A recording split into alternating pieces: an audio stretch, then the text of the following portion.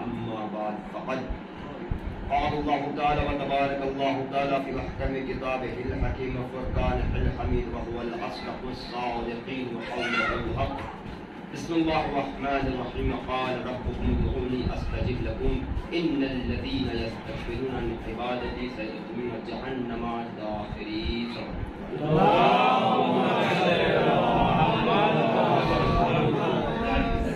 محترم گزارش ہے کہ باہر ہیں، اچھی خاصی جگہ ہے، اندر تشریف لے آئیں تاکہ بعد میں آنے والوں کے لیے راستہ فراہم ہو.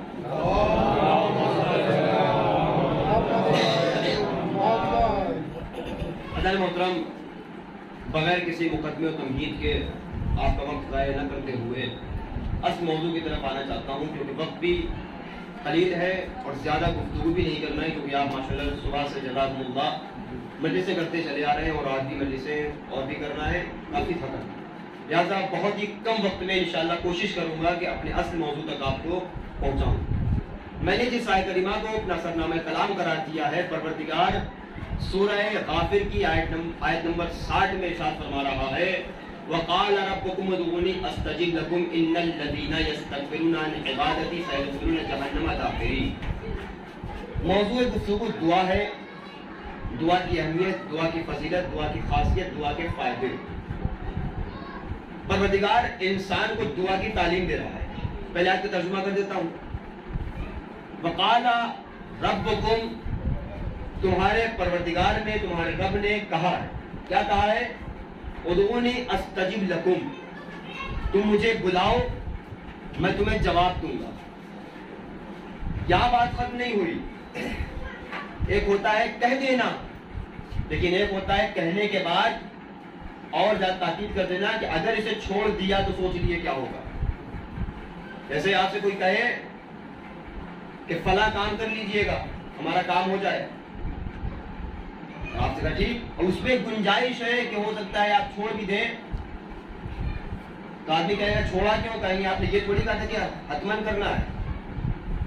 لہذا کوئی ایسا قرینہ ہونا چاہیے جس سے یہ پتا چلے کہ اس میں کوئی ڈھلائی نہیں ہونا چاہیے.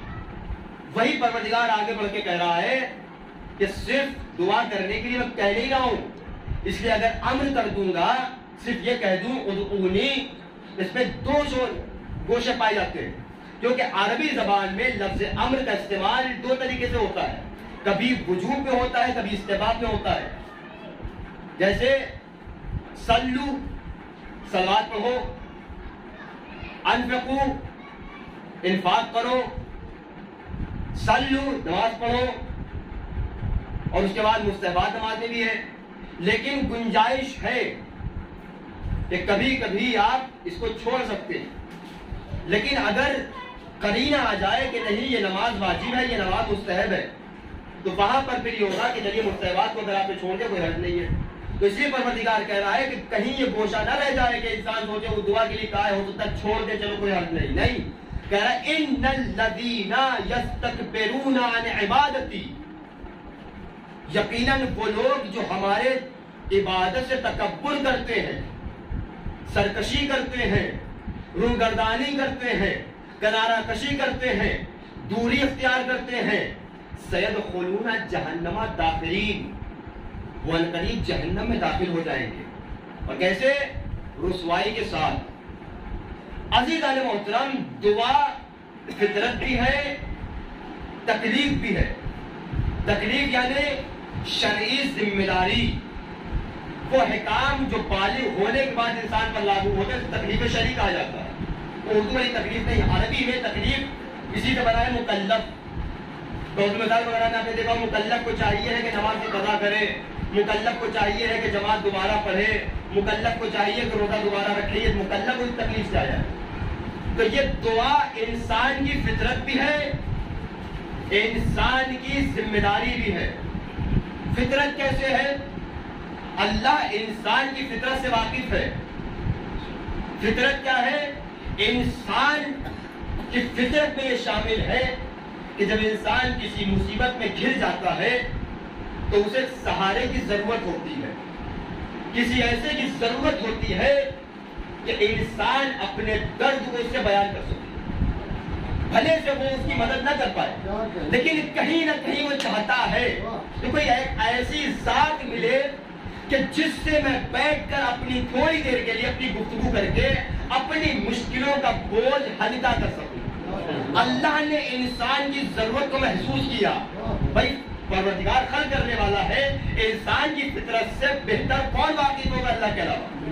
تو اللہ انسانی فطرت سے واقف جانتا ہے کہ اس انسان کو ایک ایسے ہمدم کی، ایک ایسے سہارے کی، ایک ایسی ذات کی ضرورت پڑے گی کہ جس سے اپنے راز کو بیان کر سکے۔ لہذا اللہ سے بڑا کوئی ایسی ذات نہیں ہے کہ جو انسان کے درد کو سمجھ سکے، صرف سمجھے گا نہیں بلکہ انسان کے درد کو سمجھے گا بھی، اسے نجات بھی دے گا۔ صلوات علی محمد۔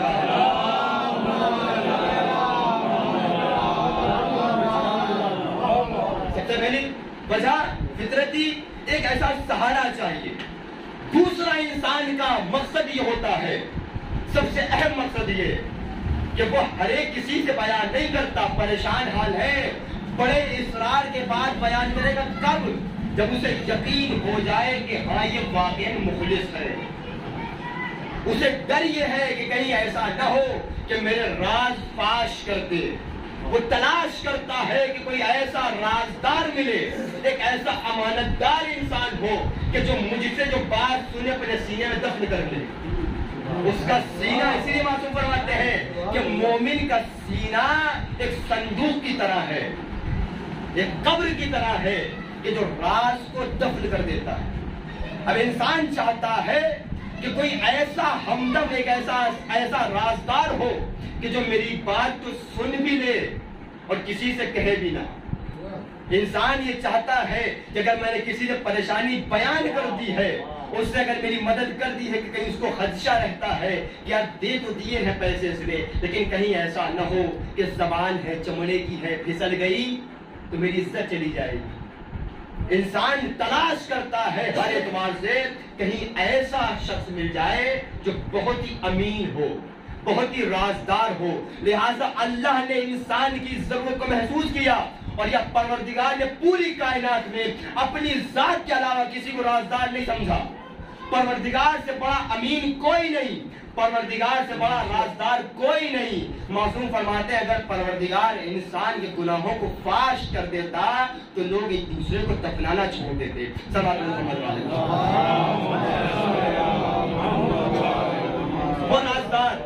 لہذا اللہ نے انسان کی ضرورت کو محسوس کیا اور یہ غور کیا کہ اس انسان کے راز کا رازدار مجھ سے بہتر کوئی نہیں ہو سکتا۔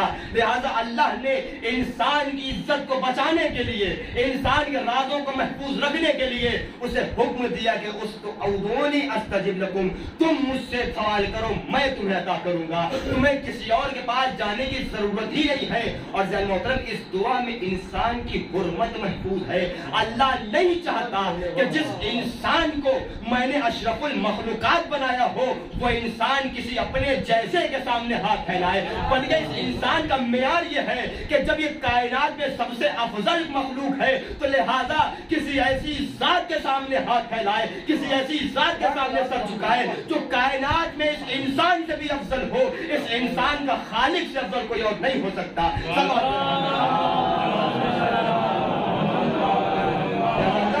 کے لیے اہتمام کیا کہ تم کہیں اور نہ جاؤ، تمہاری عزت بہت اہم ہے، تمہاری قیمت بہت بڑی ہے، تمہیں میں رسوا ہوتے نہیں دیکھ سکتا، لہذا تمہیں رازدار چاہیے ہے، میں رازدار۔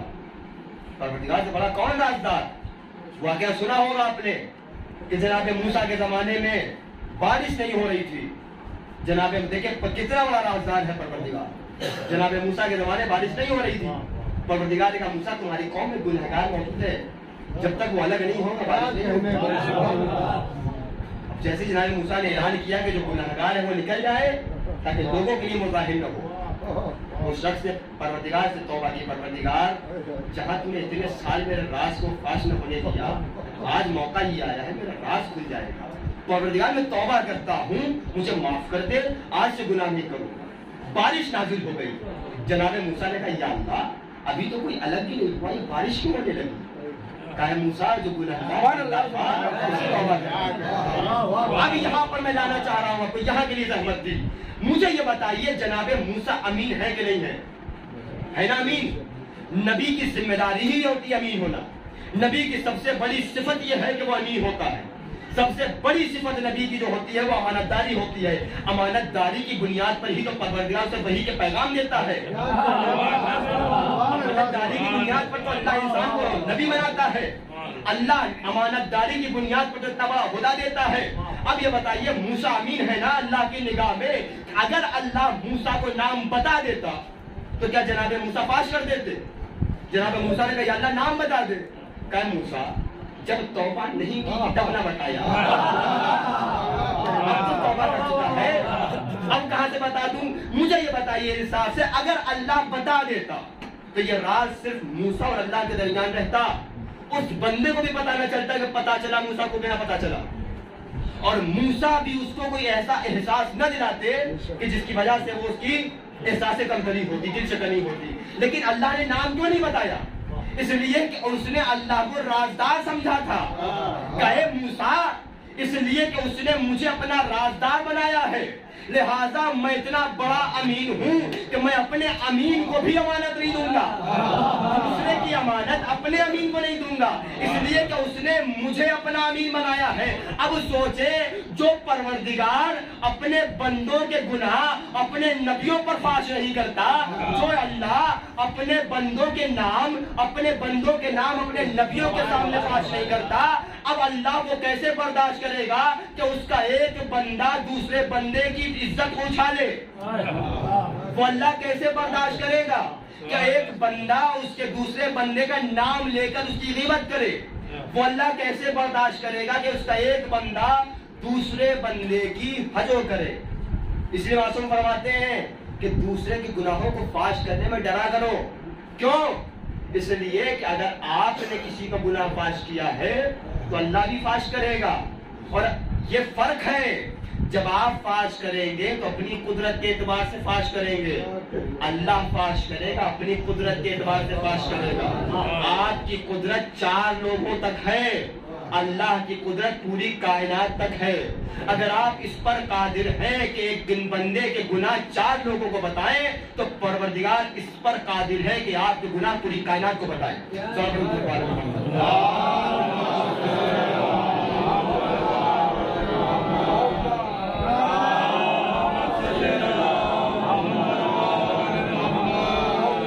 تو دعا انسان کی ضرورت.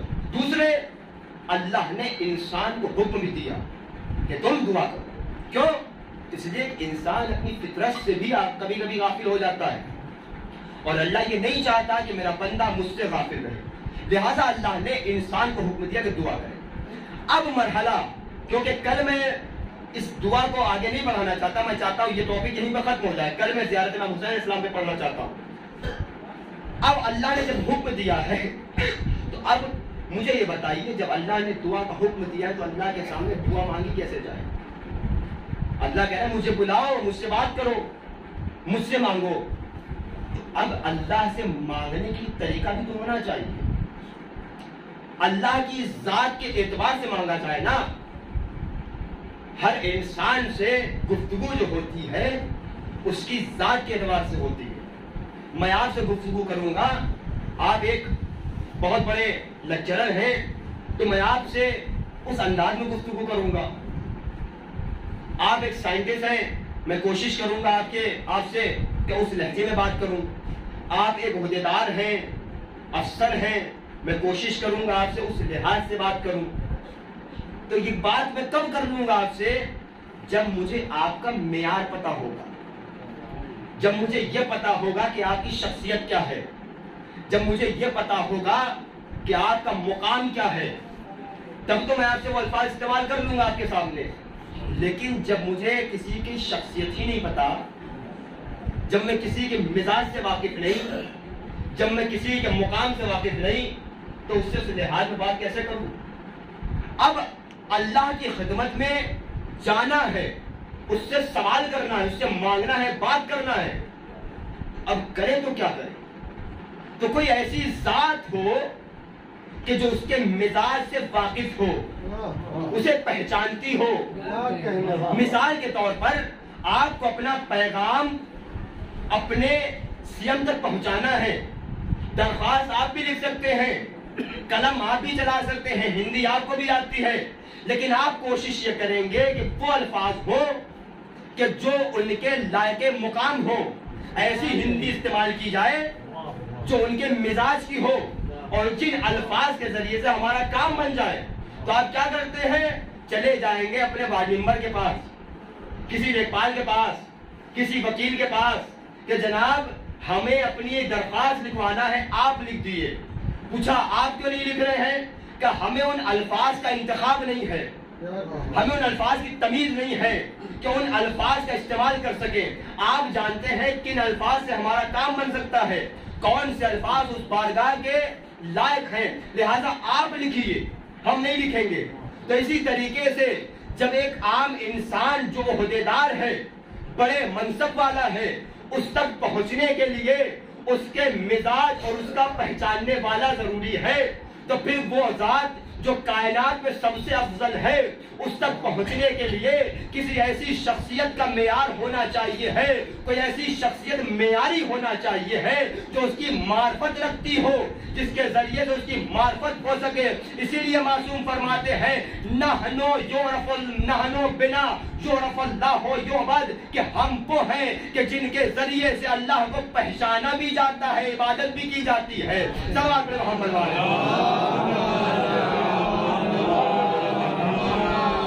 اب اہل بیت علیہ السلام نے طریقہ بتایا دعا کا کہ انسان اپنی چھوٹی فکر کی وجہ سے پتہ نہیں کیا مانگ لے، اسے نہیں پتا کس کی بارگاہ میں جا رہا ہے، کیا مانگ رہا ہے۔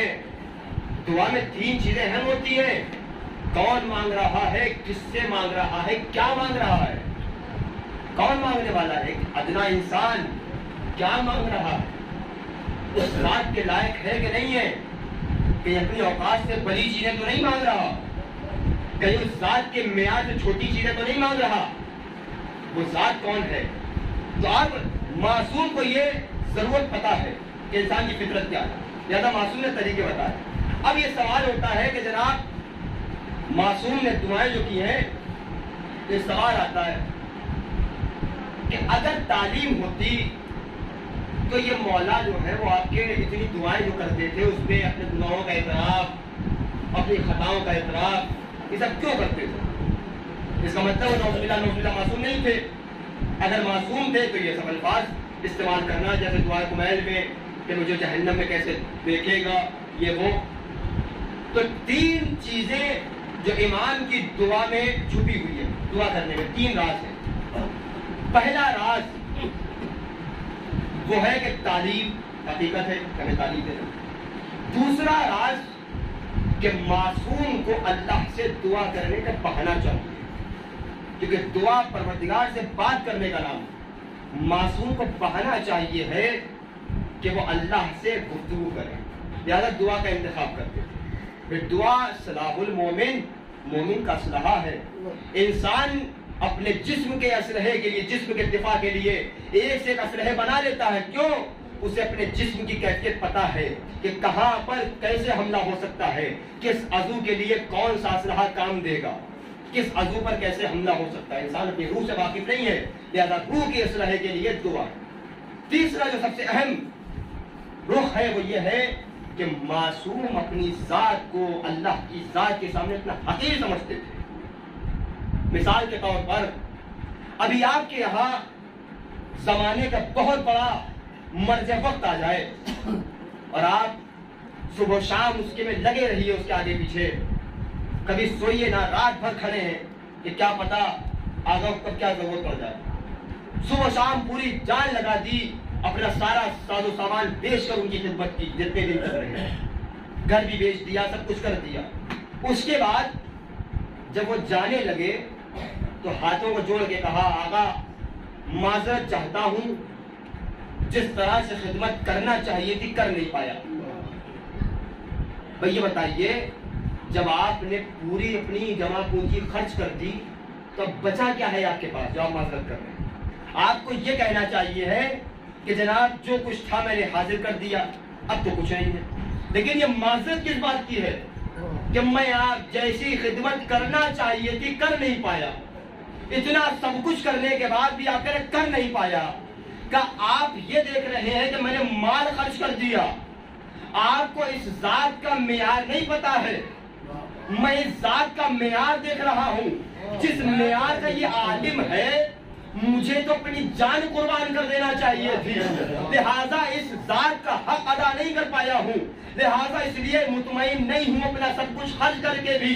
اسی طریقے سے معصوم اللہ کی بارگاہ میں جب اپنے آپ کو حاضر پاتے تھے تو اتنا حقیر سمجھتے تھے کہ پوری زندگی عبادتوں کے بعد بھی یہ احساس ہوتا تھا کہ پروردگار یہ اتنی عبادتیں بھی تیرے معیار کی نہیں ہے، میں نے عبادتیں اپنے معیار کی ہے اور میرا معیار یقیناً تجھ سے کم ہے، لہٰذا تیرے معیار کی عبادت نہیں کر پایا ہوں.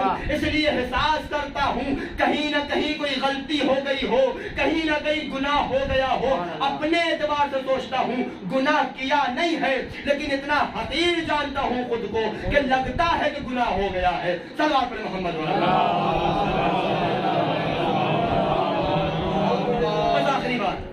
کہ آپ پہنچے آپ بارگاہ میں، مانگ تو رہے خدا سے، لیکن کیا مانگنا ہے، کیسے مانگنا ہے. تو امام نے آداب بھی بتائے. دعائے مکارم الاخلاق میں بس شروع کے 4 جملے آپ کی خدمت پیش کر رہا ہوں، بات سب کر رہا ہوں.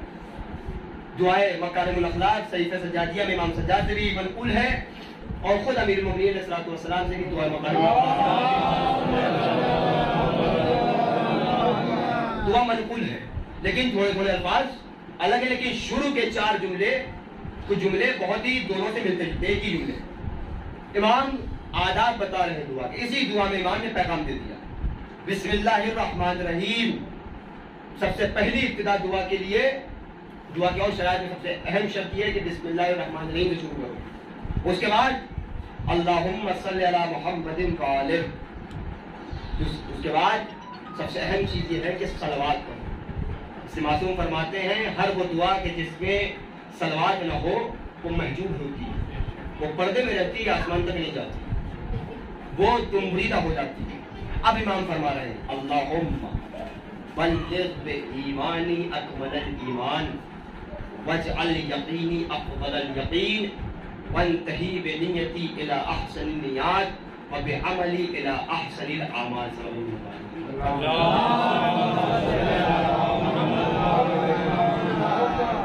من فرماتے پروردگار بلغ بایمانی اکمل الایمان، پروردگار مجھے ایمان عطا فرما. کون سا ایمان؟ سب سے کامل ایمان جو میرے ایمان کو کمال عطا فرما. واجعل یقینی افضل الیقین، میرے یقین کو بہترین یقین قرار دے. وانتہی بنیتی الی احسن النیات، میری نیت کا جو انجام ہو وہ بہترین انجام ہو. وبعملی الی احسن الاعمال، میرے عمل کا جو انجام ہو وہ بہترین انجام ہو. ان 4 جملوں میں آپ مجھے صرف 4 جملے ہیں، ان 4 جملوں میں امام نے پورا اسلام مانگ لیا ہے. اب یہ کیسے؟ امام فرماتے ہیں بلغ بایمانی اکمل الایمان، اسلام قبول کرنے کی سب سے پہلی شرط کیا ہے؟ ایمان ہونا چاہیے. امام فرماتے پروردگار ایمان دے تو دیا ہے لیکن ایسا ویسا ایمان نہیں، کامل ترین ایمان. اب ایمان ہو گیا، ایمان کے بعد یقین چاہیے. صرف اللہ کو مان لیا یہ نہیں، اللہ کو جان لیا یہ نہیں، یقین بھی ہونا چاہیے کہ ہاں خدا قادر ہے، یقین بھی ہونا چاہیے کہ ہاں خدا رازق ہے. اگر یقین ہوگا تو انسان رزق کے لیے لوگوں کے پیچھے نہیں بھاگے گا. اگر انسان کو یقین ہو جائے کہ میرا رازق خدا ہے، اگر مجھے یقین ہو جائے کہ خدا میرا رازق ہے تو میں پیسوں کے لیے آپ کی خوشنودی کی مجلس نہیں پڑھوں گا. اگر مجھے یقین ہو جائے کہ میرا رازق خدا ہے تو میں آپ کو خوش کرنے کے لیے عقیدوں کو بدلوں گا نہیں. اگر مجھے یہ پتا چل جائے، مجھے یقین ہو جائے کہ آپ اللہ میرا رازق ہے تو آپ کے کہنے پر میں کچھ کا کچھ نہیں پڑھوں گا. اگر مجھے یقین ہو جائے کہ خدا میرا رازق ہے تو میں مجلس پڑھنے سے پہلے آپ سے ڈیمانڈ نہیں کروں گا. یہ ڈیمانڈ کر رہا ہوں کیونکہ مجھے یقین ہی نہیں ہے کہ میرا خدا رازق ہے. میں سوچ رہا ہوں مجھے رزق ان پیسوں سے ملے گا. اگر یقین ہوتا تو میں یہ سوچتا مجھے رزق تو خدا دے گا. یہ ملے نہ ملے اس سے کیا فرق پڑتا ہے؟ اگر مل گیا الحمدللہ، اگر نہیں ملا تو شکر للہ. لیکن یقین نہیں ہے، لہذا آپ سے مجلس سے پہلے کہوں گا جناب 5,000 لوں گا، 10,000 لوں گا. کیوں؟ یقین نہیں ہے. امام فرماتے نہیں، پروردگار یقین چاہیے ہے، یقین کے ساتھ ساتھ بہترین یقین.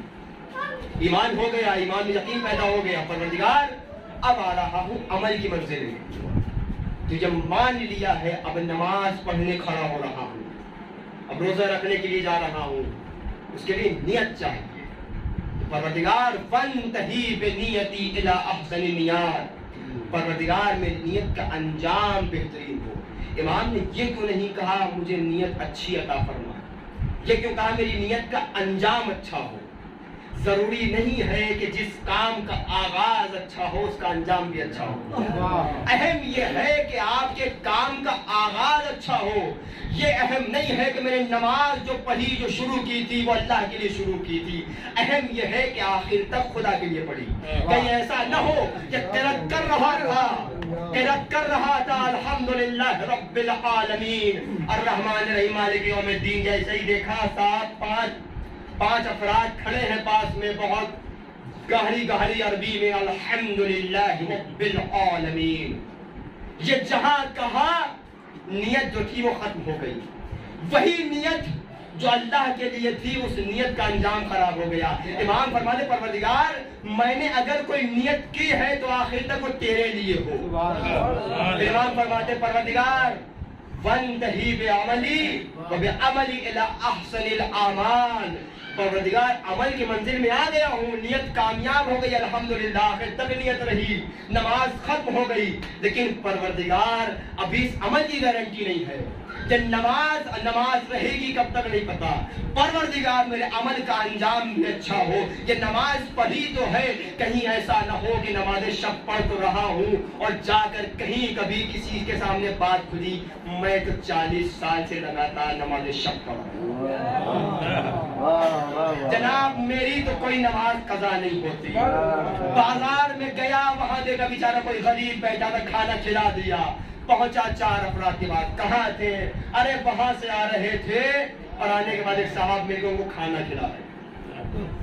عمل خراب. میرے استاد ایک صاحب کہنے لگے مولانا صاحب میں تقریباً 15 سال سے ممبئی میں ہوں اور جب سے ممبئی میں ہوں خود ہی پوچھا کہ میں کتنے سال سے آپ ممبئی میں رہ رہے ہیں؟ کہا الحمدللہ 15 سال تو ہو گئے ہوں گے لیکن جب سے ہوں تب سے نماز شب قضا نہیں ہوئی. انسان ضمناً یہی عمل، اسی لیے ہم فرما رہے ہیں پروردگار عمل کیا تو ہے، کہیں ایسا نہ ہو کہ یہ عمل کر تو لوں لیکن اس سے بچا نہ پاؤں. لہذا اس عمل کی ابتدا بھی اچھی ہو انتہا بھی اچھی. اسی لیے فرما قرآن میں ہے کہ من جاء بالحسنۃ فلہ عشرۃ امثال، کہ جو انسان ایک نیکی کے ساتھ آئے گا. یہ نہیں کہا ومن عمل حسنۃ کہ جس نے ایک نیکی انجام دی، نہیں.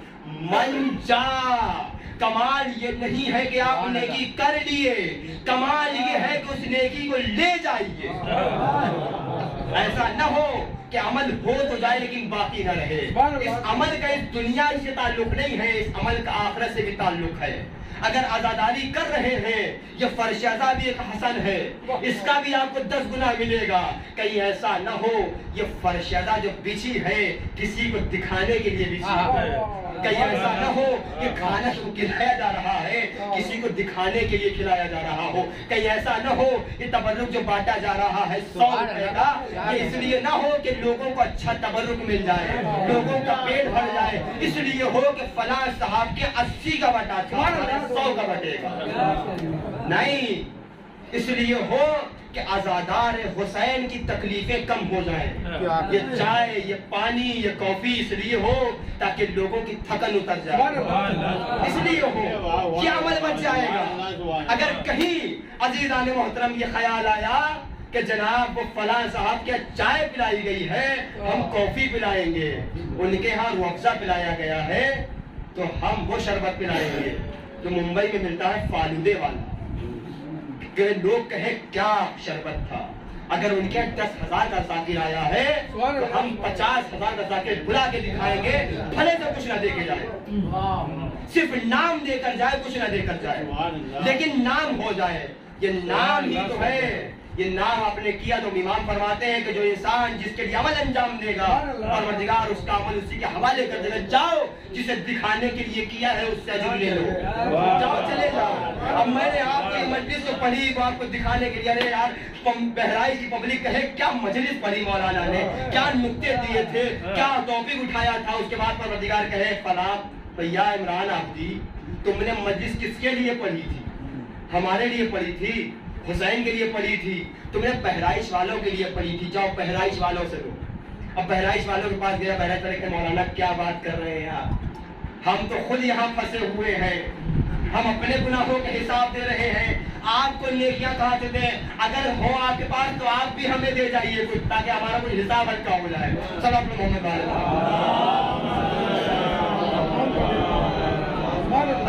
بات ختم کر۔ دعا بہت اہم چیز ہے، اور سب سے دعا میں سب سے اہم یہ ہے کہ انسان دوسروں کے لیے دعا کرے۔ اس لیے کہ جب آپ اپنے لیے دعا کریں گے تو صرف آپ آمین کہیں گے آپ، لیکن جب آپ دوسروں کے لیے دعا کریں گے تو اللہ فرشتوں کو حکم دیتا ہے کہ اس کے لیے دعا۔ اب مجھے یہ بتائیے کہ آپ کی دعا میں زیادہ تاثیر ہے یا فرشتوں کی دعا میں؟ آپ اس کے لیے دعا کر رہے ہیں، فرشتے آپ کے لیے دعا کر رہے ہیں، تو پہلے کس کی قبول ہوگی، آپ کی یا فرشتوں کی؟ لہذا دعائیں سب سے پہلے دوسروں کے لیے کیا کریے۔ اسی لیے فاطمہ زہرا نے فرمایا تھا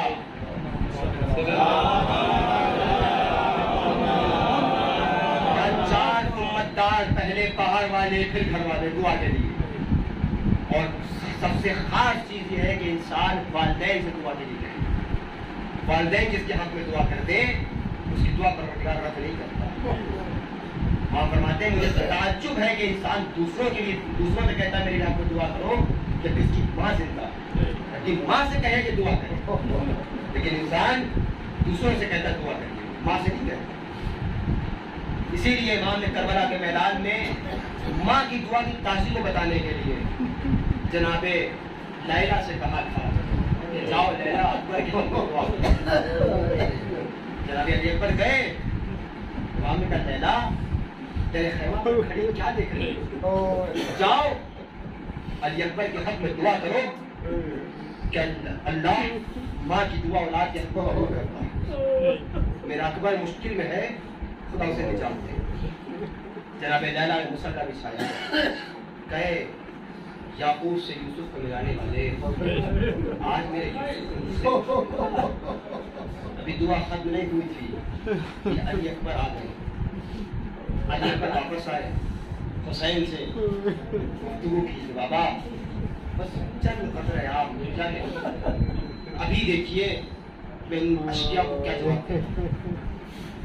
امام نے کہا بیٹا پانی نہیں ہے، تم جانتے کیا علی اکبر اسلام کو نہیں پتا کہ پانی نہیں ہے، خود دیکھ کر گئے، لیکن کیوں آئے واپس؟ حسین کی پیاس کا احساس دلانے کے۔